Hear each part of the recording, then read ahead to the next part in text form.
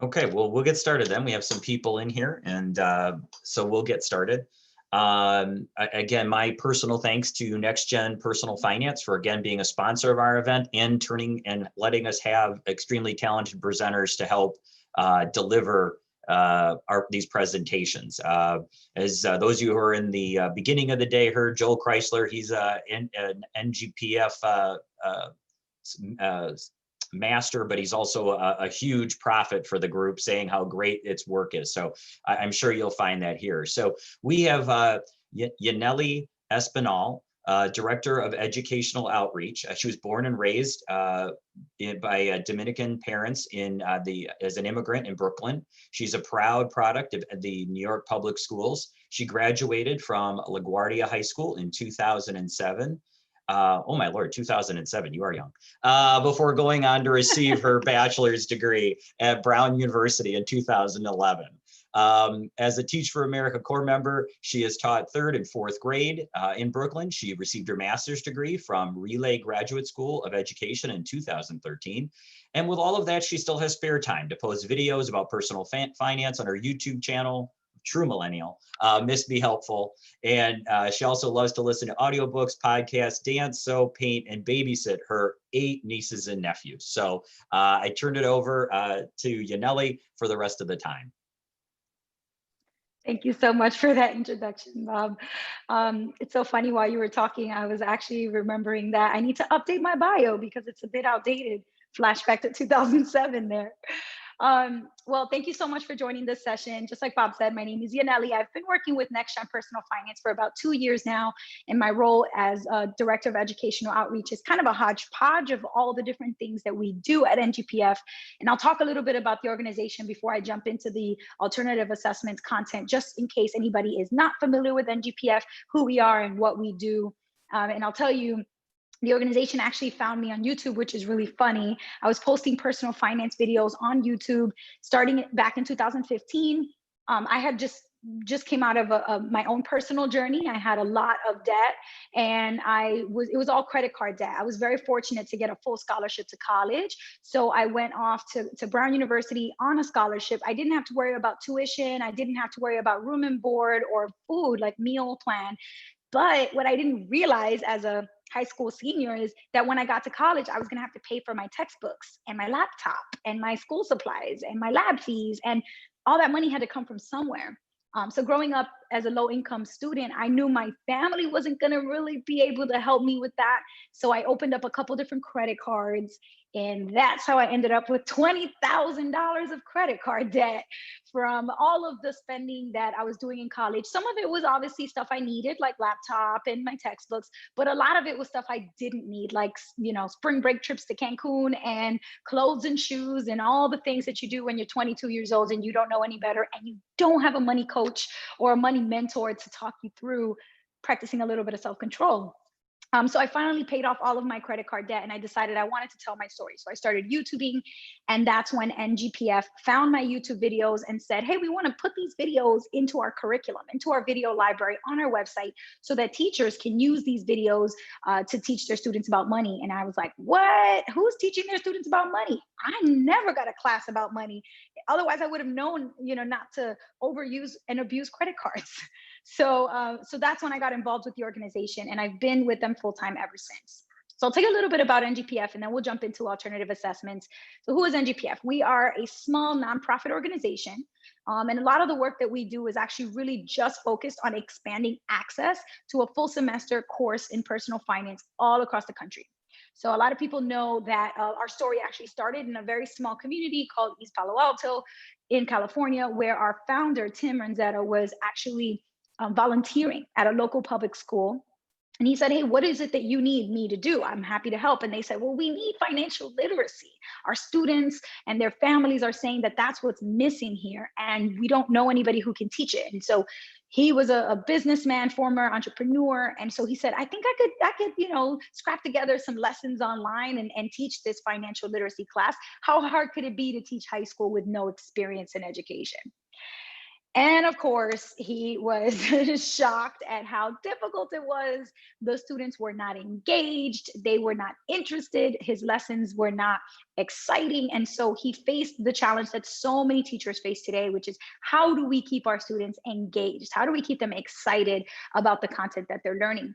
So instead of going on Google and looking for lessons, he decided to put the ask out to the community. He asked hundreds of teachers. He said, what do you want from a personal finance curriculum? And the teachers that responded to the survey overwhelmingly repeated the same four answers, which is they wanted everything to be in one place. They wanted a comprehensive resource so that they don't have to go to a million different websites or go through a series of different textbooks to find resources. So our website is sort of a one-stop shop in personal finance content. And they also want to be customizable. And this one actually speaks to me personally because my first job out of college I was an elementary school teacher and I taught 3rd and 4th grade. And a lot of my kids were like very hyperactive, very tuned into culture and celebrities and all that. And I was like, I gotta bring that stuff into the schoolwork. Otherwise, they're not gonna find it fun. And so I would get my workbooks and go to the copy machine, photocopy a worksheet that had story problems on it, and then I would white out over the copy and change the names, change the examples and the story problems just to make it a little more engaging for my students. And so now what we do is actually host everything online so that teachers have the 100% autonomy to go in and make any changes you want. So you'll see today that everything that we create is in Google Suite. So either Google Spreadsheet, a Google Doc, a Google Slide. So you can just go to File, make a copy, save your own version of the document, and edit and customize it in any way that you think is necessary for your students. All right, the final 2 C's are curated and current. Curated just means that we're gonna search the web to find the best of the best stuff, and we're gonna put it on our website. So instead of going to YouTube to find a video where there's bajillions of videos to choose from, you can come to our website and check our video library, which is a much smaller curated selection. So we've got the best of the best to help you make finding a resource faster. And then finally, current speaks for itself. We got to make sure we're up to date. It's the 21st century. We can't be teaching students that they have to walk to the bank to cash a check when they're taking pictures of checks and depositing it directly to their mobile banking app. So we need to make sure we meet them where they are, which is here in the digital era. All right, so yes, we are free. Everything NGPF does is free because we're a nonprofit. We have an endowment fund that allows us to be able to do as much work as we need to at no cost to students, teachers, parents, districts, administrators, which is a blessing because we're able to really do a lot of impactful work without having to worry that certain students won't access it because their school might not have the funding or the budget, et cetera. So this is really a core piece of our mission, which is Mission 2030. By the year 2030, every single student who attends a public high school in the United States will have access to a full semester course in personal finance before graduation. Right now, 6 states have this requirement. And so that means we got 44 more states to go. And so we're working really, really hard to make sure every single state offers this amazing full semester class because we know it's necessary so that the next generation doesn't repeat my mistakes and go rack up credit card debt because they don't understand how interest rate works. So this is why it's so, so important that we provide this education. And we do that in 3 ways. One is curriculum, which we are going to take a look at today, teacher professional development, which you're participating in right now, and advocacy. So our curriculum is constantly staying up to date. We update it, regularly. And recently we launched behavioral finance resources, entrepreneurship, philanthropy, and ethics. We have a middle school course that was just released in July. So we're constantly trying to think what more can we provide in our curriculum and keep offering that. And then we also have high quality, engaging online PD for teachers. We have like 15 or more sessions every single week that you can sign up for and join us via Zoom. And it's very interactive. So we use Nearpod to make sure that teachers are actually able to type in and respond and watch videos. And so that it's engaging rather than a webinar where you kind of sit and get. So we try to make it fun. All right, are there any questions before I jump into the content about NGPF, who we are, what we do, or how we do it?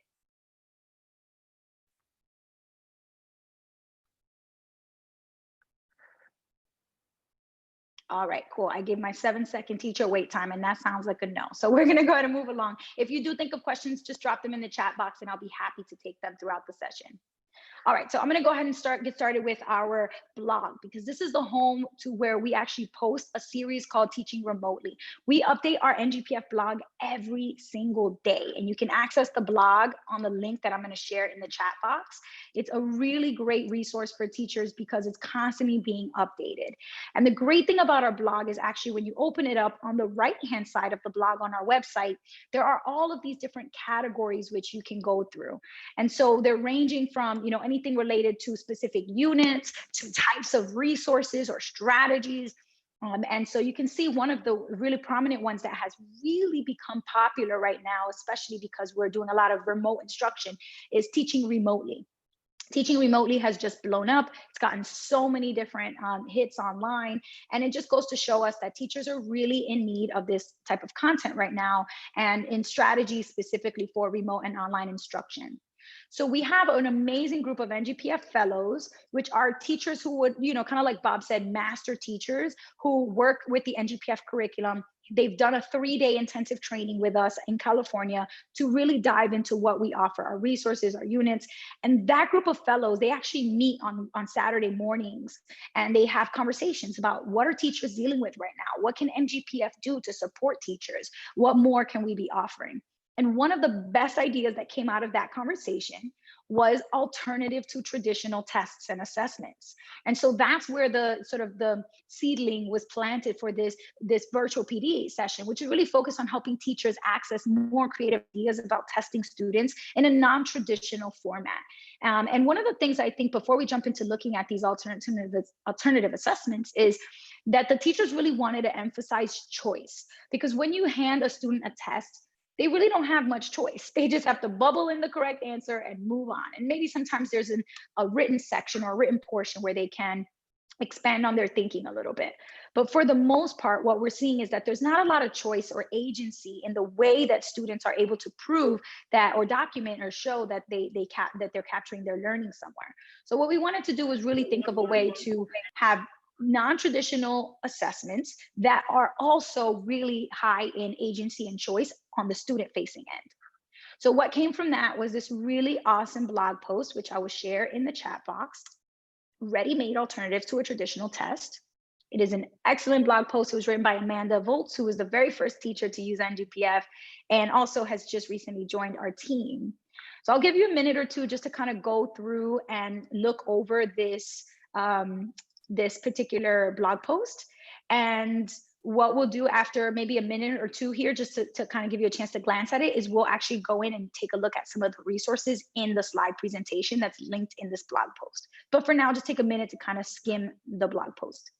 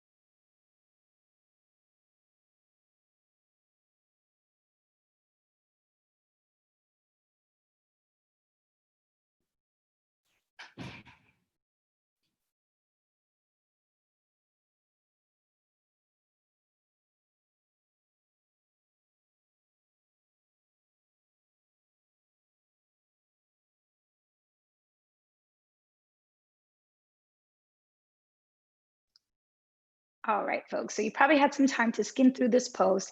And if you clicked on the Alternative Assessment Choice Board link, you will see that there is an entire presentation deck that was prepared by the fellows. So I'm gonna go ahead and drop that link in the chat box just in case you did not get a chance to click on it from the blog post. So you'll have it handy in the chat box. And what I want to allow us the chance to do is really to just go through these particular assessment alternatives and kind of just chat about each one. And then I want to open up the time for you to explore a few of these. You can click on them, you can go directly to the slide and just kind of look at what the suggestions are, take a look at the resources linked and provided, and then share in the chat box, or even just by unmuting any comments, any reactions, or in particular any questions that you might have about these. So first, let's go through them. make sure everybody can kind of do the overview together, and then I will be quiet and give you time to explore them and choose the ones that are of most interest to you. So we'll start with number one, which is actually the very first slide. You can see slide one is a choice board. So if you put this presentation into preview mode, which you can actually do that by going to the URL bar at the top of the URL link here. And every Google slide presentation has a / towards the end that's followed / followed by the word either view, edit, or copy or preview. So in this case, it says edit. An easy way to change this to preview mode is to just change the word edit to preview and make sure it's all lowercase letters. That's the only way it will work. So I'm going to change the link, the word edit in the link towards the end to preview. And now it gets rid of the menu bar that says file, view, copy, all that stuff. And the side that shows you the preview of the slides is all gone. So this kind of just makes your presentation full screen. Now, the reason I like this a lot is because once you click on a particular topic, for example, the first one, plot the history of a financial product. Say that was the assessment choice you wanted to go with. You could just click on the word plot that's underlined, and it will automatically take you to that slide, which is a really quick and easy way for you to just go back and explore a couple different options throughout the presentation. Then, of course, you can use your forward arrow and your back arrow just to go back and forth through the presentation as well. That's always an easy option, or even just clicking on the screen can navigate forward.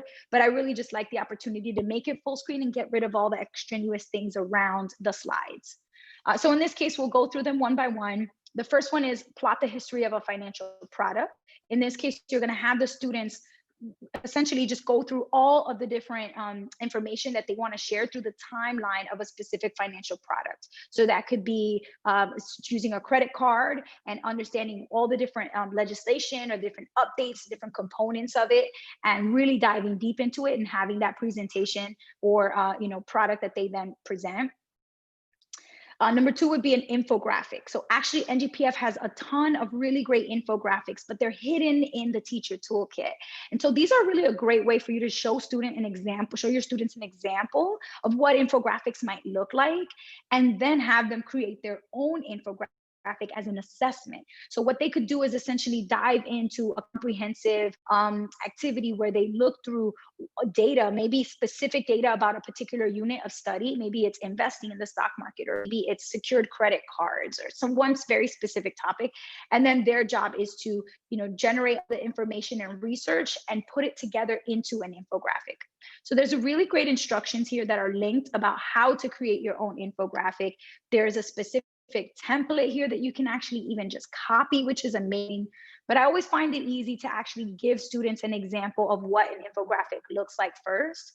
And on the NGPF website, we actually have quite a number of resources that are infographics that come from the Wealth 101 series. So this is from a company called Visual Capitalist, and they've created infographics for NGPF.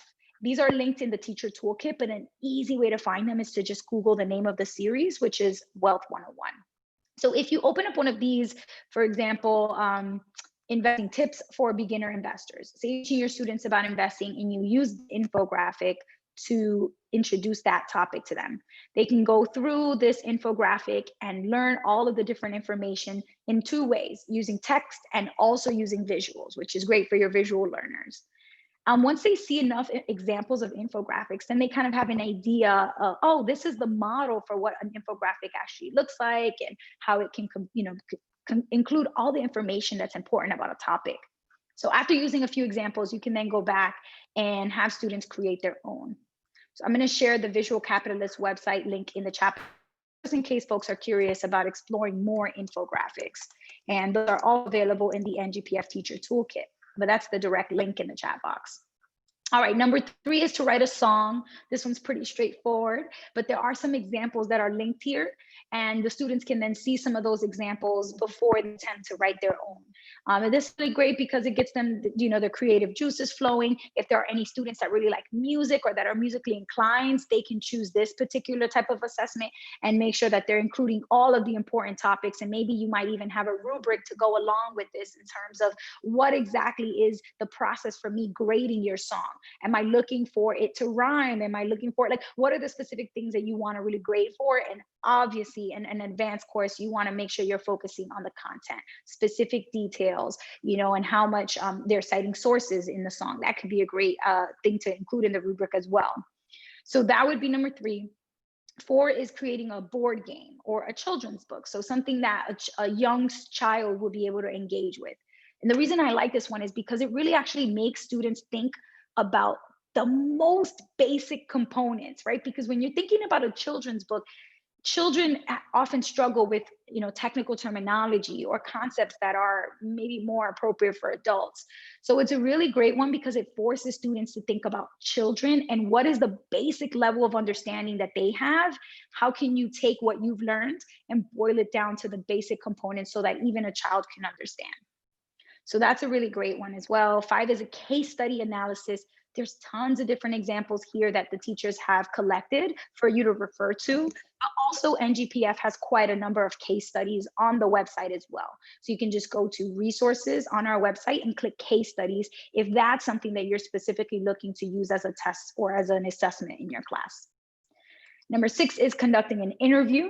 So this is a really great one where they can choose someone to interview that knows a lot about the topic that they're trying to show their knowledge of, maybe a financial planner, maybe an investment manager, maybe a credit specialist. And so this particular resource has a lot of different background information about how to prep for an interview. Number 7 is an Adobe Spark page. And this one adds 2 resources, Adobe Spark and Padlet, which is a really great online tool to just show all the things that you've learned and share your classmates. So for this one, you can actually look at an example and take a look at the assignment and instructions on the second link as well. Number 8 is life after high school. So thinking about once high school's over,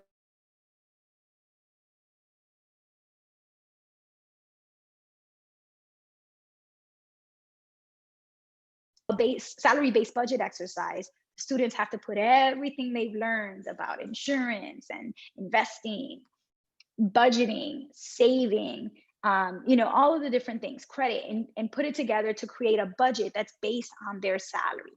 So that might be something that they would first decide what career path they want to do and research the starting salary for that position, and then make a salary or income-based budget based upon that starting salary. All right, number 9 is a flip grid, which is very popular with the kids these days. They love making flip grids because it reminds them of social media, TikTok and Snapchat and Instagram.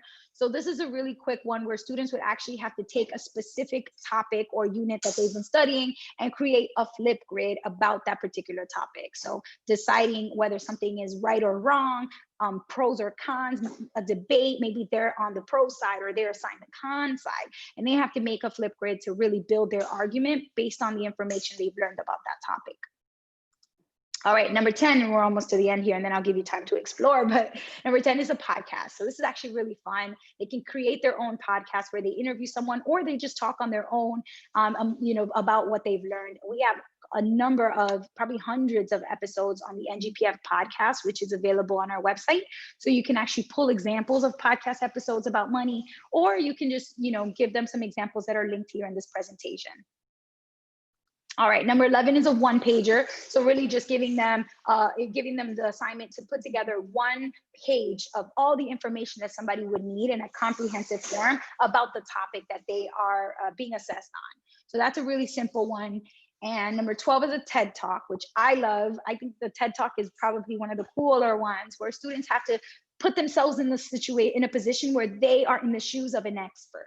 And they're coming up with this really cool, creative, and innovative idea about that topic. And they're going to record a TED Talk video about it. So they can get very formal. And you can even give them examples of links to TED Talks that they can watch first to see how different people have approached their TED Talks. Being creative, being funny, being inquisitive, all these different approaches that they can take. Number 13 is artwork or photography. So really leaning on your students that are artistically inclined and giving them that choice to use their talents to show what they've learned. So I really like this one because I went to art school. So I probably would have chosen to do something artistic if I had the chance. And the final two are the index card. So really pulling together all the top financial advice about a particular topic and making it fit on an index card. So this is a really good one.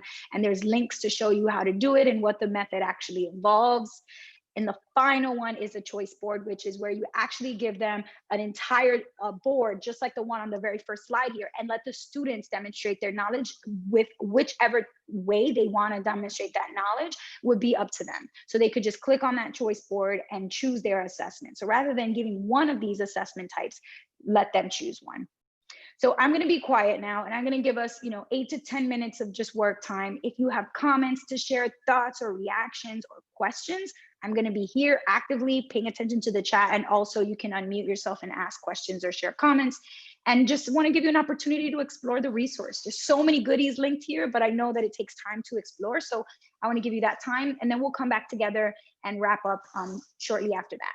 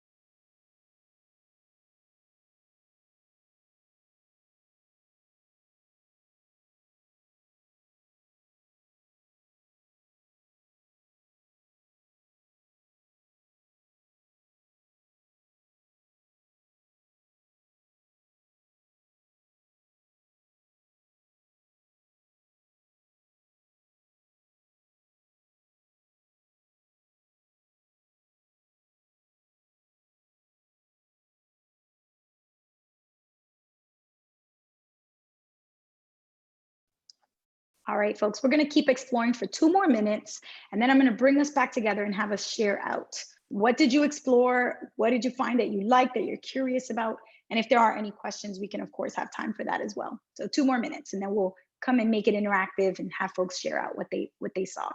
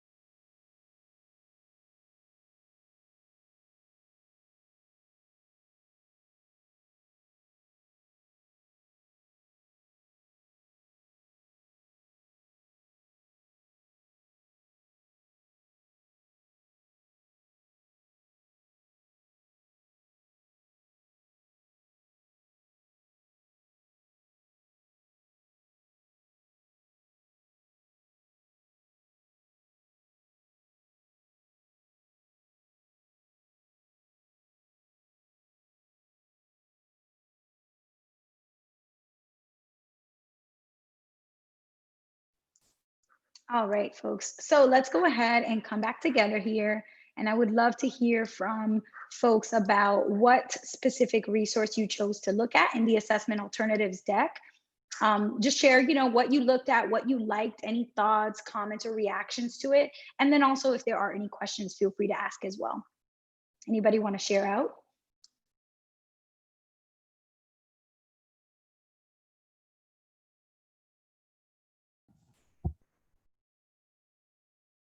I can go.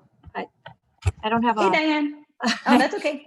We can hear you. You're good. I joined late, so I didn't have a whole lot of time, and then I had a phone call in between. That's I'm okay. at school, so I looked at the infographic one just very briefly. I think infographics are really cool, and I think that's a cool way for the students to just visually put something together, because a lot of students like that, and it's not heavy text-based necessarily. And so I think a lot of kids would lean towards something like that to be able to be a little bit more creative in their design and their reflection of a certain topic. Yeah, absolutely agree. And actually, before I was sharing that NGPF has a partnership with Visual Capitalist, which is a company that creates infographics. And I'll share in the link in the chat box again, just in case you missed it. But we have quite a number of personal finance specific infographics available on that site. So definitely check it out. And they're hidden away, tucked away in the teacher toolkit as well on our website. But there's the direct link if you'd like to check out more infographics. Thank you. Of course. Cool. Anybody else want to share out? Well, what I think is cool is that I think a lot of us do a lot of these things already, but it's nice to see the most up-to-date tech. I mean, when you're doing a graphic organizer, you can do it on paper, but these days everything's electronic and those things are always changing. It's like the 5th version of what is the best one to use. And it's nice to be able to go to a spot that's giving you suggestions. Like a lot of them we know, but if there's something that we don't, there's like a place to go hunt. Absolutely. I definitely agree. I think especially when you're teaching something that involves money or math and numbers, it can be hard, right, to find software that allows you to have students, have the ability to be able to share their work or to explain their thinking. And so, software and platforms about sharing what you're learning are hard to keep up with. So I absolutely agree. I think it's important to be able to quickly reference a place that gives you current, up-to-date resources that are actually applicable to the digital era. I think students know that, yeah, it's great. I can draw something, take a picture of it and send it to my teacher, but I'm on my computer all day anyway. So it'd be great to do it digitally. So love that point. Thank you for sharing that. Cool. Anybody else want to share out any final thoughts or comments? Hello. I was intrigued by the index card book or audiobook. So I just ordered it. I love audiobooks. So I just got that. And I'm thinking the idea of being able to have my students be able to hold up an index card in their camera scene like this would be really helpful. It's one of the ways that I'm thinking can be that much more direct and quick and easy. I was actually watching the 8-minute news hour clip and I'm like, that's perfect for one of those distance learning days. Like it's short enough that they'll watch it. It made the impact right away. Obviously, Al Salmonson and all that. I always trust what they're putting out, so. Absolutely agree. And we know our students have a short attention span. So we want to find quick hits, videos that are going to hook them right away, explain what they're doing, and then let them get their hands dirty, right? Because everybody loves tactile learning, because you get to do it instead of just listen to somebody talk about it. So I really love the idea of getting them to understand it and then actually just having them do it. It's the best way to learn by doing. All right, awesome. Well, thank you so much to those of you who shared. If there are any other additional thoughts or questions or comments, please feel free to drop them in the chat box. I'll keep an eye on it. But I did want to wrap up with just a couple of final notes. One is that tomorrow, NGPF is actually hosting our virtual conference, an all-day conference. It starts at 9 a.m. Eastern and ends at 3 p.m. Eastern. And all of the information that will be presented will wrap around this theme, which is making FinLit #relevant. So meeting students where they are. That means mobile first, that means digital, that means talking to recent grads and finding out what they like and what they want to learn about. So we actually have a panel with recent grads. We have a session about using memes, financial memes or money memes in the classroom, which is something that, probably hasn't been happening as much and could be really cool. So we're trying to think of new ways and interesting ways to keep things exciting and to keep things fun for students. So that's tomorrow. And I'm going to go ahead and drop the link in the chat in case anybody wants to join us. You can register using that document. You can join us for even just one session, or you can come to every session. It's totally up to you how much or how little you want to join us for. I just want to make sure to share that in the chat. And then also, if you can't join us for that, or you're not able to kind of join us for ongoing online PD, but you still want to keep in contact with this amazing, community of financial educators, we have a closed FinLit Fanatics group on Facebook. It's a closed Facebook group called FinLit Fanatics, and it is all personal finance, financial education, economics, business, marketing, consumer science teachers. So really thinking about the umbrella of financial education and giving teachers an opportunity to just have a community, have a forum where you can talk to other teachers, you can exchange ideas, problem solve, share resources, ask questions. And so definitely I would say if you are a Facebook user, click the link in the chat box to request to join the group. Since it's a closed group, it'll take maybe a day or two for us to approve you. Just want to make sure that you're actually a financial education teacher. And then once you're approved, you're good to go. You can participate in the forum as often or as little as you'd like. And we just passed 5,000 teachers in the group this probably last month, which is really exciting. So it's really a buzzing community, and I would definitely welcome you to come and join and take part, again, as much or as little as you'd like. But that is pretty much all that I had for you in this session. I just want to point out that there's contact information on the screen. You can grab a screen grab of it or just jot down the contact info if you'd like. The Twitter handle, Instagram, Facebook info and details are up there for our organization. And also the general info at email, which is like any general issues that you're having, questions that you want to ask or support that you might need, you can email info@ngpf.org and it'll come to our whole team. And then in the chat box, I'm also going to share my personal email just in case you all want to keep in touch and reach out to me and ask specific questions about this particular session or about anything that you might need support with on an ongoing basis throughout the semester. Happy to help, and I'm happy to be a resource. So I've dropped my personal email in the chat box, and all the other links are there as well. So if you need anything, feel free to take advantage of those links. And then, don't be a stranger. Stay in touch if there's any ways that I could be of use, of support to you.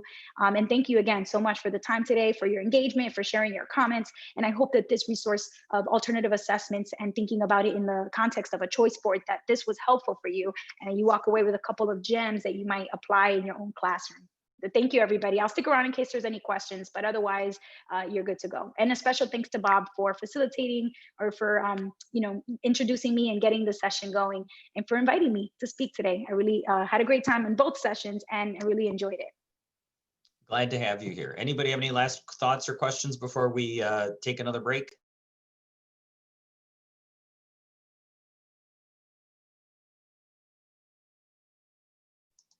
Okay, thank you all. We'll be back up at 2 o'clock. All right, if you're planning to do with NGPF, you can, I don't know, wait on this line, can't you, Yaneli?